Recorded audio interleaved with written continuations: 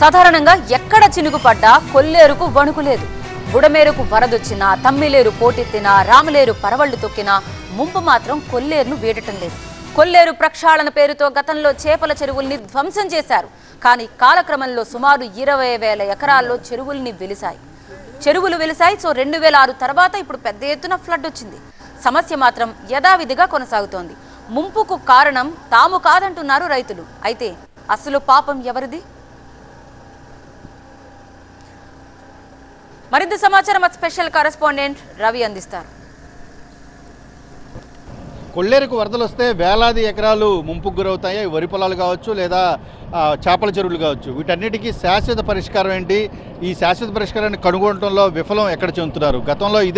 గతంలో కూడా కొల్లేరు ప్రక్షాళన అంటూ పెద్ద ఎత్తున చేపల చెరువులన్నీ కొట్టేశారు, జిరాయితీ భూములు కొట్టేశారు. అయినా సరే ఈసారి మళ్ళీ ఈ 2024లో వచ్చినటువంటి వరదలకు భారీగా కూడా కొల్లేరుకి వచ్చినటువంటి ఫ్లడ్ని మనం ఒకసారి చూడొచ్చు. మీరు స్టాక్ మార్కెట్ సీక్రెట్స్ని తెలుసుకోవాలనుకున్నా, లేదా సక్సెస్ఫుల్ ఇన్వెస్టర్గా మారాలనుకున్నా ఇప్పుడే ఫ్రీడమ్ యాప్ని డౌన్లోడ్ చేసుకోండి. దాదాపుగా మనం పెద ఎడ్లగాడికి ఎగువ ప్రాంతంలో మనం ఉన్నాము. ఈ ఎగువ ప్రాంతంలో దాదాపుగా పెదాడిగడ్ల వద్ద 3.4 అంటే 3 మీటర్ల 40 సెంటీమీటర్ల ఎత్తున వరద నీరు ప్రవహిస్తూ ఉంది. ఇదంతా కూడా ఉప్పుటేరు మీదగానే సముద్రంలోకి వెళ్లాల్సిన పరిస్థితి. ఎగువన ఉన్నటువంటి మొత్తం భూములు ఏవైతే ఉన్నాయో, అటు చేపల చెరువులు కావచ్చు, పొలాలు కావచ్చు, మొత్తం అన్నీ కూడా మునిగిపోయి రైతులందరూ కూడా చాలా తీవ్రమైనటువంటి నష్టాన్ని ఎదుర్కొన్నారు. మనతో చేపల చెరువులకు సంబంధించి రాజుగారు కూడా ఉన్నారు. చెప్పండి, ఏంటి పరిస్థితి? మీ చెరువులు ఎలా ఉన్నాయి? పైన ఊర్లన్నీ మునగటానికి కారణం ఏంటంటే కొల్లేరు వాళ్ళు అని అంటారు. అది అంత వాస్తవం కాదు. దీని మీద సీనియర్ అధికారులు ఉంటారు. వాళ్ళని సర్వే చేసింది పైనుంచి ఇక్కడ మా కొల్లేరులో ఎంత వెల్లడిపు ఉందో పైన కూడా, విజయవాడ పైన కూడా అంత వెల్లడిపు చేసి కింద వెళ్ళే మార్గం చూపెడితే అసలు మొలక అనేది ఉండదు. మెయిన్ రెగ్యులేటర్ కట్టాలి, కట్టి తెస్తే బాగుంటుంది. ఉప్పుటేరు నుంచి కూడా నీళ్లు కిందకి వెళ్ళట్లేదు అని కిందకి వెళ్ళటానికి కారణం ఏంటంటే అక్కడ కెక్కేస్తూ మొత్తం అన్నీ పూడిపోతాయి. అది బాగు చేసేవాళ్ళు లేరు. మేము 40 సంవత్సరాలు అయింది మా జిరాయితీ పొలాలు కొట్టేసి 20 ఏళ్ళు అయింది. వాళ్ళ వరకు నష్టపరిహారం ఇవ్వలేదు. తవనివ్వరు, పొలానికి పొలం ఇవ్వరు. మా జిరాయితీలు కొల్లేరు కాదు. కొల్లేరులో కూడా ఆక్రమణలు ఉన్నాయి. కొల్లేరులో కూడా 5వ కంట్రోల్లో కూడా చెరువులు తవ్వుతారు. లేకపోతే గతంలో మీరన్నట్టు మీలాంటి జిరాయితీ చెరువులకు నష్టపరిహారం లేదని చెప్తా ఉన్నారు. మళ్ళీ ఈ వరద అదే పరిస్థితి వచ్చింది. గతంలో ఏదైతే ఫ్లడ్స్ వచ్చినాయని చెప్పేసి కొల్లేరు ప్రక్షాళన జరిగిందో మళ్ళీ సేమ్ అదే సిచ్యువేషన్ ఇప్పుడు కనిపిస్తూ ఉంది. ఇప్పుడు జరిగింది కొల్లేరు కొట్టేసి కూడా 18 సంవత్సరాలు అవుతుంది.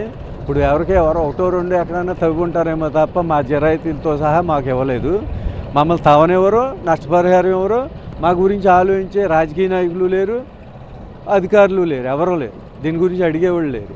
నష్టపరిహారం ఇవ్వకుండా రోడ్లు వేసినా, ట్రైన్లు వేసినా, ఈ కాలువలకు తవ్వినా ముందు ఆ రైతుకి డబ్బు ఇచ్చిన తర్వాతే హ్యాండ్ ఓవర్ చేసుకుంటారు. కానీ మా కొల్లేరు మాత్రం ₹1 ఇవ్వకుండా హ్యాండ్ ఓవర్ చేసుకుని 20 సంవత్సరాల నుంచి మాకు అసలు సమాధానం కూడా చెప్పటం లేదు. కొల్లేరులో ఆక్రమణలో లేదా చేపల చెరువులు, అక్రమ చేపల చెరువులు అంటామో, వాటి వల్ల ఈ ముంపు వస్తుందా, లేదా ఎగువ నుంచి వస్తున్నటువంటి వరదల వల్ల ముంపు వస్తుందా? ఏంటి ఈ సమస్యకు శాశ్వత పరిష్కారం ఏంటనేది ఇప్పటికైనా ప్రభుత్వాలు, అధికారులు ఆలోచించాల్సిన అవసరం ఉందనేది కొల్లేరు వాసులు చెప్తున్నమాట. మరి భవిష్యత్తులో ఏం జరుగుతుంది? కొల్లేరు ఎప్పుడు వరదలు వచ్చినా ఇలా మునిగిపోతుందా లేదా అంటే వేచి చూడాల్సిన పరిస్థితే కనిపిస్తూ ఉంది. కెమెరా సుర్గతో రవి, TV9 కొల్లేరు నుంచి. ఎక్కడ చినుకుపడ్డా కొల్లేరుకు మాత్రం ఆ ముప్పు తప్పట్లేదు. బుడమేరుకు వరదొచ్చినా, తమ్మిలేరు పోటెత్తినా, రామిలేరు పరవళ్లు తొక్కినా ముంపు మాత్రం కొల్లేరుకే. కొల్లేరు ప్రక్షాళన పేరుతో గతంలో చేపల చెరువులు ధ్వంసం చేశారు. కానీ కాలక్రమంలో సుమారు 20,000 ఎకరాల్లో చెరువులు వచ్చేశాయి. 2006 తర్వాత ఇప్పుడు పెద్ద ఎత్తున ఫ్లడ్ వచ్చింది. కానీ సమస్య మాత్రం యథావిధిగా కొనసాగుతోంది. ముంపుకు కారణం తామైతే కాదంటున్నారు రైతులు. మరి పాపం ఎవరిది?